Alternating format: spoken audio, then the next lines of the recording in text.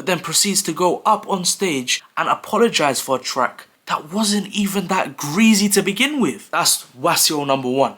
Wasio number 2 is Drake. Because really and truly, Cole's making Dreamville look hella sweet. And if there's one person from Dreamville that ain't sweet, yo, what is good, my people? It's your boy Nick, aka your Slice of Future Spice, blessing your screens yet again with another video. Now, for those of you who haven't seen my last video, make sure you go run that up and let me know what you lot think. But today, we need to discuss J. Cole's position in this Big 3 debate alongside Kendrick Lamar and Drake. Because even though he's number 1, he ain't acting like it. And 2 and 3 are just moving hella weird right now. Because whilst we're getting Cole bangers and verses, everything is all over the place. But before I get into it, please guys, do me a favor and just make sure you smash that like button and subscribe button as well. Now, if you're a fan of hip hop, then you know that it's really no surprise that J. Cole has been a part of this Big 3 debate for a very long time. But for the most part, J. Cole has always been in 3rd position, with Drake and Kendrick Lamar either taking 2nd and 1st. And because Kendrick is one of those artists who pretty much drop now and again, it allows artists like Drake and Cole, who are considered 2nd and 3rd, to actually work on their craft and get better. And for the most part, I'd say that's worked very well in their favour. And I'd say from the period of 2018 to about maybe 2021-22, Drake's overall musical prowess and impact elevated differently. And it's safe to say that he was pretty much number 1 then. But I feel like from 2022 to 23, he just got a little bit too comfortable. And the quality of his music and his writing ability just started to dip a little bit. J. Cole, on the other hand, has been going like this. The quality of his pen and overall writing ability has just been so much stronger and sharper and a lot more refined. And I think that it's because of that we've been able to experience some of the most amazing verses from J. Cole. From songs like Johnny P's Caddy, where he absolutely smoked Benny the Butcher. And Benny the Butcher is a rapper. He's known for that barring, rapping type of music. But that just mean I ain't as comfortable as y'all with lying, stretching the truth. No, I never stress in the booth. They feel the pressure, me, I feel like I just left them a masseuse. As well as tracks like The Secret Recipe with Lil Yachty. Again, another solid verse by Cole. Cole and Yachty coming for their respect. Come and pay your debt. Just like a travel pillar, we at your neck for the way you slept. Time and time again, his pen is constantly developing. So by all accounts, it's pretty much safe to say that he's in number 1.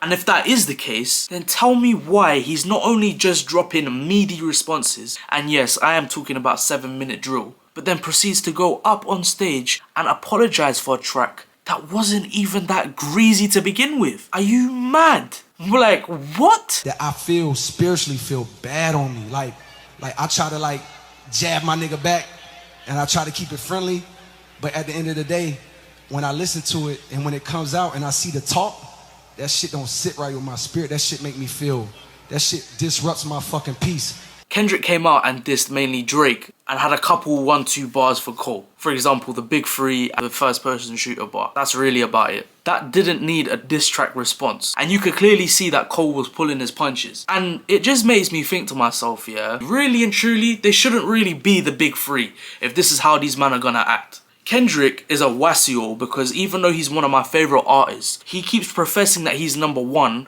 by constantly going out of his way and dropping projects every 5 or so years, comes back out and professes he's number 1 and then cuts. You can't go out of your way and make it out as if though you're the fucking GOAT when you've absolutely done fuck all in the past 5 years and say that you're number 1. No, it doesn't work like that. You have to keep constantly working on your craft. That's Wasio number 1.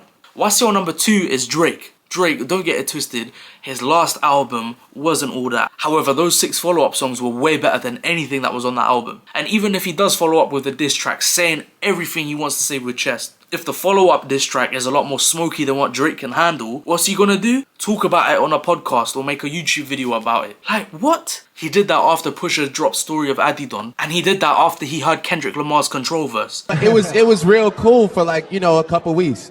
But if I asked you, for example, how does that verse start? No, do you remember? I know that verse had no malice behind it because I saw him 5 days later at the VMAs and it was all love. So it's like, he didn't come on there on some wild, I'm in New York, fuck everybody, don't look at me. I'm the king. So it was one of those things, it's like, I almost wish he had come in there on that shit because I kind of lost a little respect for the sentiment of the verse. And this guy J. Cole was supposed to be number 1, but apologizes every time he puts a fucking diss track out. So really and truly, out of this quote unquote big three, no one really deserves to be big three like that right now. Because everybody is either doing meaty verses or they're not carrying themselves like they're number one. I was saying this to one of my brethrens, yeah, but Chip is really making the big three of America look like a bunch of fucking wet pussios. If you live by your sword, then you have to die by it. It's really annoying calling these men the big three when they can't even stand on business like that. It's very, very frustrating. And I felt it was kind of annoying because it was like we were robbed of a moment. Because really and truly, Cole's making Dreamville look hella sweet. And if there's one person from Dreamville that ain't sweet, that's JID. He is not taking shit from no one.